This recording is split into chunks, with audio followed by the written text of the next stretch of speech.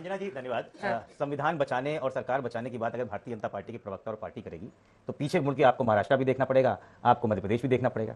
तो आपसे तो नहीं उम्मीद करते हैं। खैर देखिए, इस बात में कोई सच्चाई हो चाहे ना, आपके सर्वे मैंने देखा कि 42% लोग कह रहे हैं कि हटाया जाएगा और 28% कह रहे हैं, ऐसी चर्चा चल रही है। अगर मोटे तौर पे आपके ही सर्वे को माने, उस 1526 लोगों के सर्वे में, तो 70% कह रहे हैं कि इस बात में दम है। और अगर किसी सर्वे में 70% लोग कुछ कह रहे हैं तो दम तो है ही है। ये तो हमको भी समझ में आ रहा है कि उत्तर प्रदेश में हार हुई है और बहुत तगड़ी हार हुई है। और ये दिल्ली और लखनऊ के बीच में जो जद्दोजहद चल रही है, अगर ये जद्दोजहद नहीं चल रही है तो दोनों डिप्टी सीएम मुख्यमंत्री की मीटिंग में नहीं आते हैं, प्रोटोकॉल है। दोनों डिप्टी सीएम दिल्ली रहते हुए यूपी सदन में जहां मुख्यमंत्री आते भाग जाते हैं। अजय आलोक जी, मेरा पहला प्रश्न आपसे यही है कि यूपी में देखिए अभी भी हार के कारणों को समझने की कोशिश आपकी पार्टी कर रही है ना, बार बार वहां के नेताओं को बुलाया जा रहा है, चर्चा हो रही है, क्या समझ में आ रहा है? क्योंकि यहाँ पर तो जनता भी मानती है कि जो लड़ाई आपस में वहां पर छिड़ी हुई थी, कई लोग तो कह रहे हैं योगी बाबू को हटा रहे हैं आप लोग। देखिए अंजना जी, मैं ये कहूंगा कि सारी डिबेट का कंसंट्रेशन है कि भारतीय जनता पार्टी के हार का पोस्टमार्टम कर रहे हैं। इतने सारे कारण आपने बताए जो जनता कह रही है, हम जानते हैं, ये सब कारण मानते भी हैं। अब उस पर हम मंथन कर रहे हैं। सवाल ये नहीं है कि हम क्यों हारे, हम तो ऐसे कह रहे हैं कि योगी जी ने हराया। नहीं, ये नहीं कह रहा हूं मैं कह रहा हूं सवाल ये नहीं कि हारे। जब ताली नेता को तो गाली भी नेता को, ये तो सच्चाई होती है ना। तो बीजेपी को ही सुनना पड़ेगा कि हम क्यों हारे, कोई दूसरा तो हमारे लिए सुनेगा नहीं ना। तो हम बड़े शिष्टता से और बहुत सर झुकाते हुए इस जनादेश को स्वीकार कर रहे हैं और अपनी कमियों पर मंथन कर रहे हैं, उसको मजबूत करेंगे। हम मजबूत हम कर भी लेंगे, क्योंकि मत भूलिए हम वही पार्टी हैं जो 2009 में 10 सीट से 2014 में 72 सीट इसी उत्तर प्रदेश में पहुंचे हैं। तो वापस आप तो 72 पहुंचने का चांस भी बढ़ गया, 33 ही है। हमारे पास 45 सीटें खेलने के लिए 2029 में। ये लोग नहीं समझ रहे हैं, इनका 33 तो कभी नहीं होने वाला दोबारा, वो तय है। क्योंकि इनके जो कलर्स हैं वो जीतने के साथ ही दिखने शुरू हो गए हैं। अयोध्या की बात कर रहे थे, अयोध्या के सांसद अवधेश प्रसाद की आपने बात की, उनके सबसे करीबी सहयोगी परसों ही मोइन खान परसों ही अरेस्ट हुए हैं। क्या आरोप है? 16 साल की नाबालिग अति पिछड़े समाज की एक लड़की के साथ बलात्कार किया। तो ये तो सत्ता में आते हैं तो इनका सत्ता चरित्र दिखने लगता है। अभी आपने बताया कि अखिलेश बाबू बार बार मॉनसून ऑफर लेके चले जा रहे हैं, बार बार कुछ ना कुछ मजा ले रहे हैं, तो वो तो होता है ना। अब देखिए बरसात भी आती है, बरसात योगी जी कह रहे हैं नौकरी करने नहीं आया हूं, मठ चला जाऊंगा, कुछ तो चल रहा है, पक रहा है। उन्होंने कभी नहीं कहा मठ चला जाऊंगा, उन्होंने कहा यहाँ नौकरी करने नहीं आए हैं। हाँ। अपनी जिम्मेदारी निभाने आए हैं। समाज और प्रदेश में जो अराजकता करेगा उसको ठीक करने आया, ठीक किया उन्होंने 7 साल। तो ये बात वो अखिलेश जी को थोड़ी सुना रहे हैं, वो आप लोग को सुना रहे हैं। वो हमें नहीं सुना रहे हैं, ये अखिलेश जी बोल रहे हैं आगे वालों से, लेकिन कह रहे हैं पीछे वालों को। उनको पीछे रहने की आदत हो गई है तो पीछे ही खाली सुनते हैं। और वैसे भी बरसात में मेढक ज्यादा टर्टर करते हैं, तो इसलिए उतनी चिंता मत कीजिए।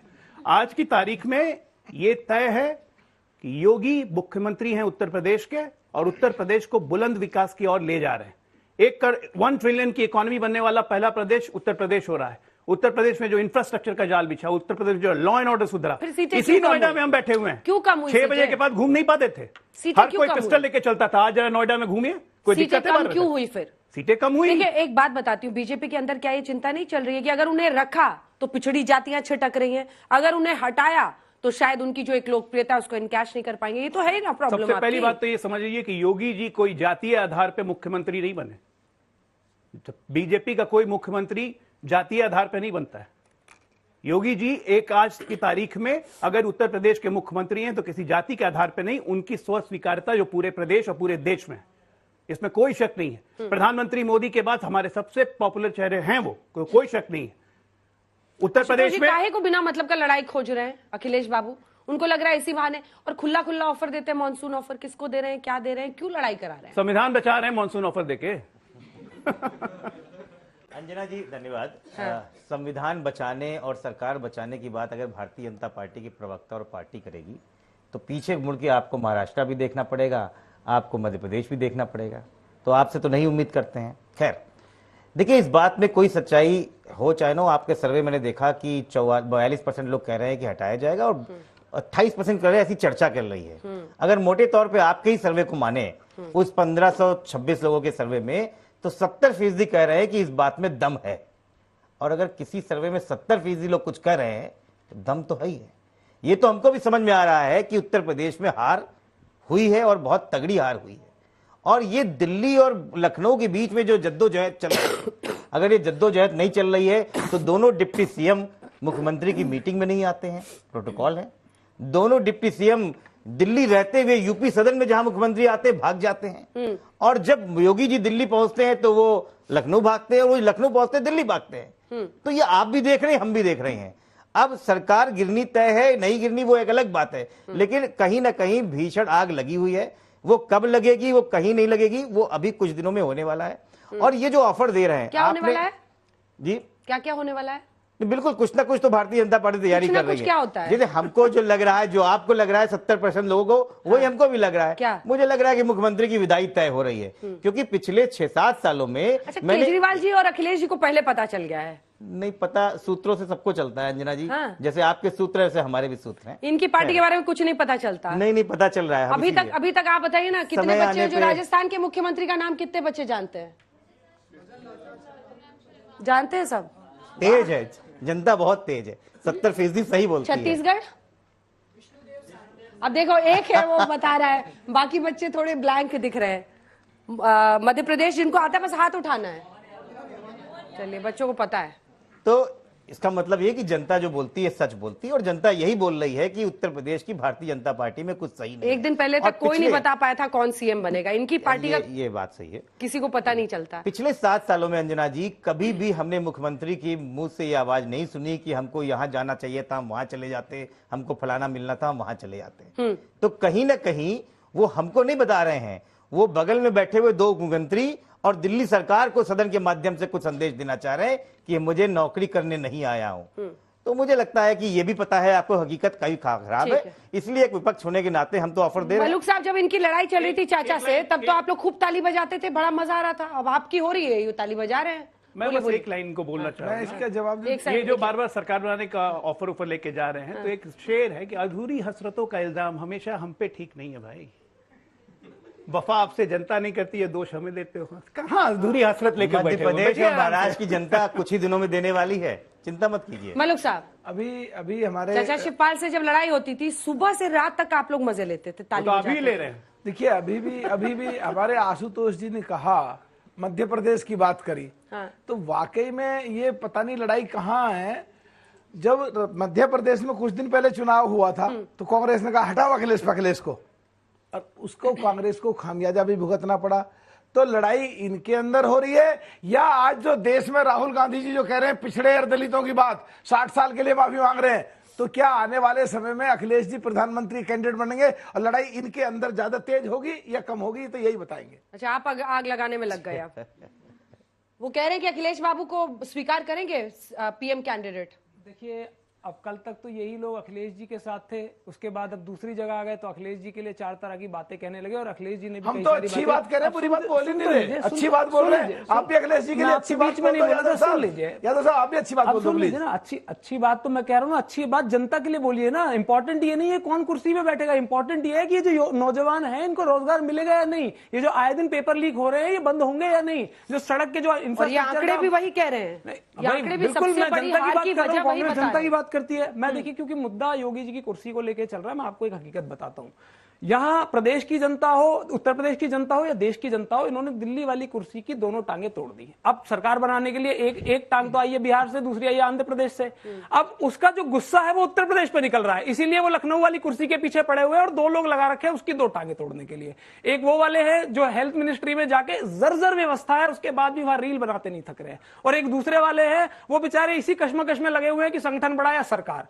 लेकिन मैं ये जानता हूं कि जनता लोकतंत्र में सबसे बड़ी है, सरकार और संगठन सबसे बड़ी, और इसमें इनकी रस्साकसी में नुकसान किसका हो रहा है? इस प्रदेश की जनता का। उत्तर प्रदेश की जो कानून व्यवस्था है वो बिल्कुल ऐसी लीकेज हुई है उसमें कि कुछ बचा नहीं है। और मैं उदाहरण के रूप में आपको बता रहा हूं, ये फोटो है गोमती नगर की, मुख्यमंत्री आवास से चंद किलोमीटर दूर की। यहां पर 16 लोग मिलकर एक लड़की को बाइक पे बैठ के जा रही है, जबरन पकड़ के घसीटते हैं और उसे पानी में डाल देते हैं। ये मामला हमारे साथ किसी के साथ भी हो सकता है, कोई अपनी बहन के साथ जा रहा हो। आप मुझे बताइए, यदि किसी प्रदेश में ऐसा होगा तो आप कहेंगे कि कानून व्यवस्था अच्छी है? कोई नहीं कहेगा। मैं इससे भी बड़ा एक और उदाहरण देता हूं। ये सिटिंग एमएलए है, ये इस समय मौजूदा विधायक हैं। इन्होंने सदन में योगी आदित्यनाथ से अपनी सुरक्षा की गुहार लगाई है। इन्होंने कहा है कि मेरे पति को मारने वाले हत्यारे के खिलाफ जो मुकदमा चल रहा है, आपकी सरकार ने वो वापस ले लिया है और कल को मुझे भी मार सकता है। तो जब बताइए सिटिंग एमएलए सुरक्षित नहीं है, वो अपने पति के हत्यारों को न्याय नहीं दिला पा रही, तो हमारी और आपकी हैसियत क्या है? अंजना जी, आप सोचिए, कभी भगवान न करे इन नौजवानों के साथ या हमारे आपके साथ कोई घटना घट जाए तो इस प्रदेश में आपको न्याय नहीं मिलेगा, यदि अगर अपराधी जो है भारतीय जनता पार्टी के साथ है। एक और जवाब दीजिए इस पर, ठीक है? एक और इंसिडेंट वो दिखा रहे हैं, उसके बाद आप जवाब दीजिएगा। बस मैं जवाब दीजिएगा। पीठ खुद थपथपा रहे हैं इस बात 10 सेकंड और दे दीजिए।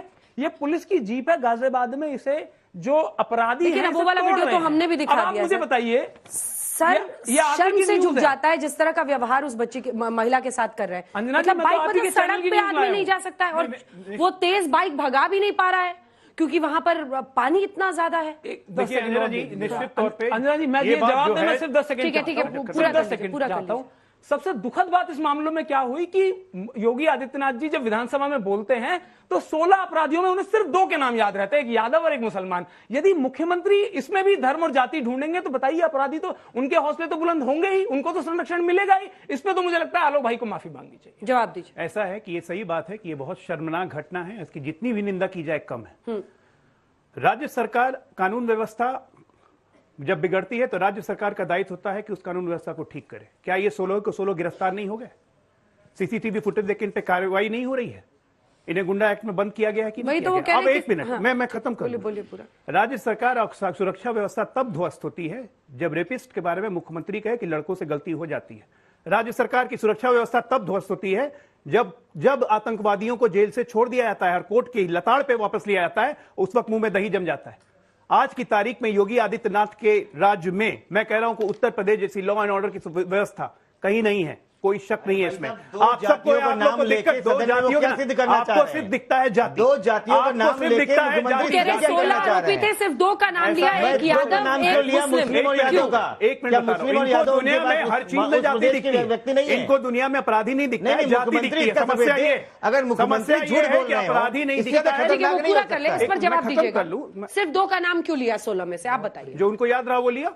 वाह, लिख के लाए थे नाम, तब जब मुख्यमंत्री की ये याद आ रही है, लिख के तो कोई पढ़ नहीं, लिख के ना लिख के भाषण ले जाते हैं, ना लिख के कोई देता है पढ़ने के लिए इन लोग की तरह, ना लिख के भाषण ले जाते हैं, ना लिख के कोई देता है। समस्या ये है कि ये सत्ता के बिना जल बिन मछली छटपटा रहे। अब एक और मसाला देता हूं आपको, आप ही के चैनल ने चलाया डिजिटल आज तक यूपी तक में। सुल्तानगंज में गए थे भाई साहब, लगे जूता उता सिलने के लिए, सुल्तानपुर में, आज वही ये बोल दिया, नहीं पता। एक मिनट सुनिए, जिले का नाम नहीं पता, सुल्तानपुर का नाम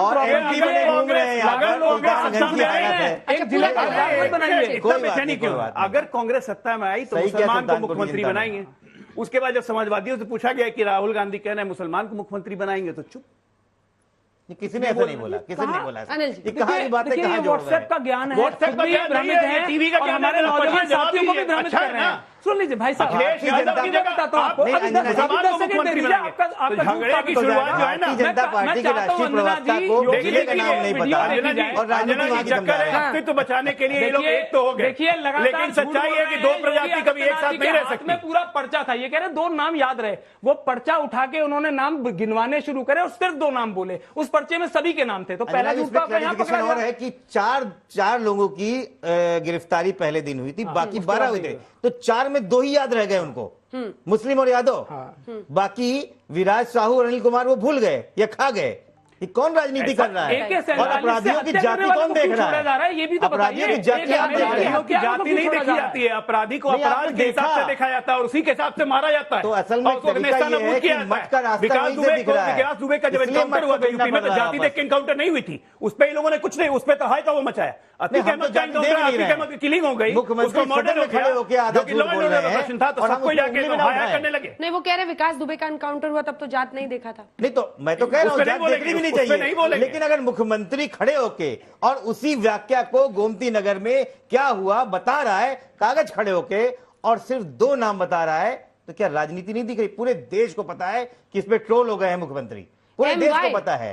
MY का फैक्टर दिखा रहे हैं वो जानबूझ के। मलुक साहब देखिए, जो संभल के बोलिएगा, आपको तो मुस्लिम वोट चाहिए। देखिए जो अगर देश की बात आती है और जाति जनगणना की बात आती है, घुमाइए तो कुछ और, और जब जाति पूछ ली जाती है संसद में तो कुछ और, और जब अपराधियों की बात आती है तो कुछ और। तो क्या ये करना चाहते हैं, क्या कहना चाहते हैं, समझ नहीं आता। खुद कंफ्यूज है और कांग्रेस खुद कंफ्यूज है। खाली पड़ी रही अध्यक्ष ने बना कंफ्यूज। इनका नेता सदन लोकसभा में बोलता था जी उनको नहीं चाहिए, आपको तो चाहिए मुस्लिम वोट। एम वाई बोलना ठीक नहीं था। हमारी बिल्कुल चौधरी चरण सिंह जी की विचारधारा है जिस पर माननीय प्रधानमंत्री काम कर रहे हैं। हम सेकुलर लोग हैं, सेकुलर की पार्टी है और हम हमेशा देश के साथ और देश के लोगों के साथ जाति से ऊपर उठ के, जाति और धर्म से ऊपर उठ के बिल्कुल सही बात है। उसको गलत किया योगी आदित्यनाथ बीजेपी की सीटें क्यों कम हुई? बीजेपी की सीटें क्यों कम हुई आप समझाइए आपकी नजर में। अभी जो कल शो चलाश में देखा, कांग्रेस का प्रवक्ता जो अपने आपको प्रोफेसर कहते हैं, अभी बाबा अंबेडकर साहब के खिलाफ बोल करके गया है। अरे यहाँ तो बाबा जी गलत बोल रहे हैं भाई, बाबा अम्बेडकर की बात छोड़िए, यहाँ बाबा मुख्यमंत्री गलत बोल रहे हैं। अरे आप बोलिए ना, आप क्या आप मुस्लिमों की हित की इतनी भी रक्षा नहीं कर पाएंगे? इस देश में अल्पसंख्यकों की कोई रक्षा नहीं कर सकती। अरल्ली बता दे, अरल्ली अगर अपनी राजनीति करना चाहती है तो मुस्लिमों को किनारे कर दे कि बाबा ने बिल्कुल ठीक किया, सही बात, बिल्कुल ठीक किया कि मुस्लिमों को टारगेट करना चाहिए। चाह रहे हैं, हिम्मत जुटा रहे हैं, थोड़ा टाइम लगता है ना। बोलिए चौधरी चरण सिंह चौधरी चरण सिंह के वंशज हैं आप। चौधरी बोलने दीजिए। चौधरी चरण सिंह जी की विचारधारा से समाजवादी पार्टी की उत्पत्ति हुई। चौधरी चरण सिंह जी चौधरी चरण सिंह जी हमेशा उनकी विचारधारा से और हमारी पार्टी सब जाति धर्मों को देख करके सबको रक्षा करते हैं और हम अपराधी किसी भी जाति का हो, अपराधियों के 100% खिलाफ हैं। अगर क्या न करता, कैसे जवाब देंगे इसका? क्यों फंसा रहे हैं चौधरी साहब जीवित होते तो मैं इनसे पूछना चाहता हूं कि वो योगी आदित्यनाथ जी के इस स्टेटमेंट को गलत बताते या सही, हाँ या ना? सब पता चल जाएगा। अभी विचारधारा भी पता चल जाएगी और आपकी बात भी पता चल जाएगी। अभी हाँ या ना भाई साहब? आज तक आप मुसलमानों के, यादवों के खिलाफ हैं या अभी आज तक पे देखा है? कल जो आप बताइए भैया, अम्बेडकर साहब के सीधा सवाल पूछा, उतारने वाली कांग्रेस पार्टी चौधरी साहब की दुआई दे रही है। ये तो है दोगलापन। भारत रत्न जाके मुफ्तार अंसारी की कब्र पर फातिहा पढ़ते हैं, ये सिखाएंगे मुसलमान है यादव? अगर कोई क्या बात कर रहे हैं? बाबर की नमाज, बाबर की कब्र पे जाके आराम से फातिहा पढ़िए, नमाज पढ़िए, ज्यादा हमें ज्ञान देने की जरूरत नहीं है। आडवाणी जी कहाँ गए थे? उसको नहीं बख्शेंगे। आडवाणी जी कहाँ गए थे? ठीक है ना, आपके आडवाणी जी कहाँ गए थे? वाला नहीं है।